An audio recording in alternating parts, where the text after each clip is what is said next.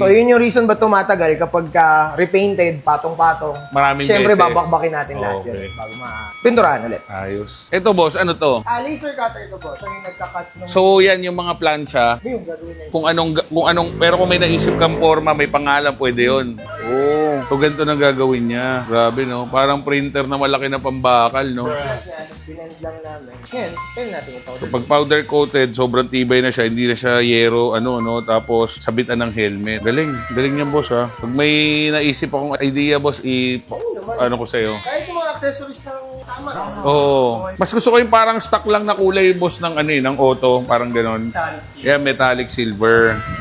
Tapos ano yung ibang silver mo boss? Ito, mga dark na to no? Gray na to Antique silver. Oh, parang textured. Ito boss, mga silver mo to. Ito boss, electro, pero ito po may top coat. Okay. Pero ito po wala kang top.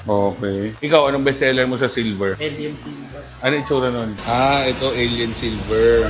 Ito, para sa'yo, bestseller yan pagdating sa mags. Opo, kasi ito po yung mga galing namin ng US powder.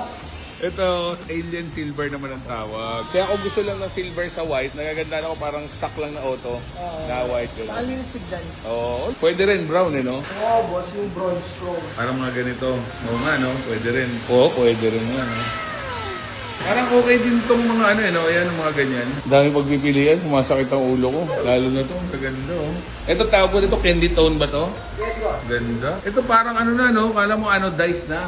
Parang, So, chrome base siya, tapos translucent lang. kaya mas mahal yan ng konti. Okay, stage coating ang tawag. Pero lahat ng kulay na maisip nyo guys, meron dito. So, babayaran natin dito guys yung quality siyempre. Ano kayang mas okay dito? Kabit natin sa Giorno. Silver na ganyan. Itong bronze. I-comment nyo nga.